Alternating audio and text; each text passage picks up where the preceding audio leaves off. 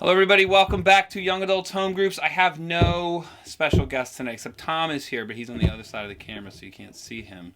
I asked Josh to be in it, but I don't think he really wanted to. Wait, real quick. Sorry, you can't. Your bag. I can't hit the. And the mic's on the table. Do I need to restart? I have to restart over. Hello, everybody. Welcome back to Young Adults Home Groups. No special guests tonight. It's hard to top last week.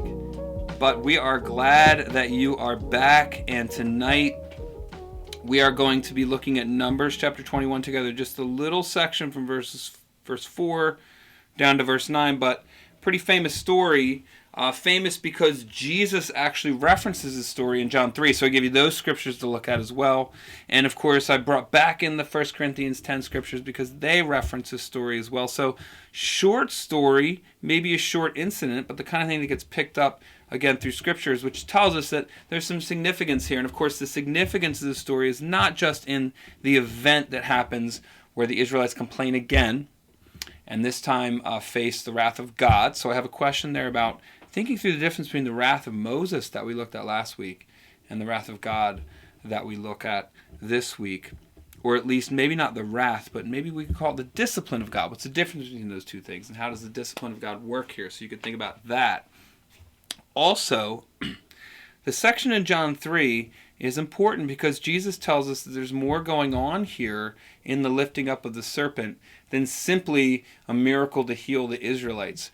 When that serpent was lifted up, we end up with a symbol or a type or a foreshadowing of Jesus himself. And Jesus himself makes an explicit connection between his own work on the cross and this serpent on the pole. So you have a connection here from Old to New Testament, so a real tight connection.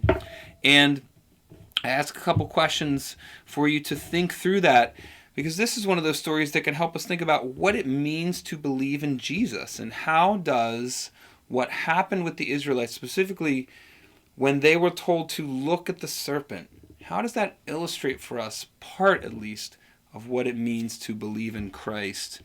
I ask you in a couple questions to put yourself into that story.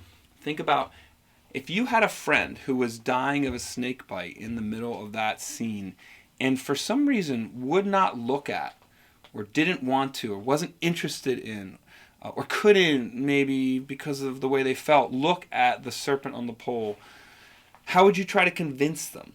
What would you say to them to get them to look at the serpent on the pole? And of course, the reason why we might think through that is because there may be some parallels with how we might talk to our friends about trusting Christ when they've been bit by sin and everything that it comes with. So just there you go. A couple short questions. Actually, they're long questions on the sheet, but I should say quick things to get right into this text and begin discussing it. Next week we will be back in large groups, Lord willing, and then we're back on a regular every other schedule. We have completed our swap for the month of April. We have a couple special things next month.